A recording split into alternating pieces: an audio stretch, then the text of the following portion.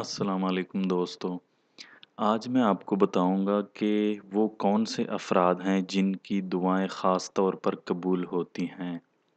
उलमाए कराम ने अहादीस की रोशनी में बयान फरमाया है कि वो अफराद जिनकी दुआ ख़ास तौर पर अल्लाह ताला कबूल फरमा लेते हैं, वो अफराद ये हैं: वालिदैन की दुआ, मुसाफिर की दुआ, ख़ासकर हज व उम्रा के सफ़र में, मज़लूम की दुआ, आदिल हुक्मरान की दुआ, मुजाहिद की दुआ, मरीज़ की दुआ, परेशान हाल मजबूर की दुआ, मुसलमान भाई की गैर हाज़िरी में दुआ।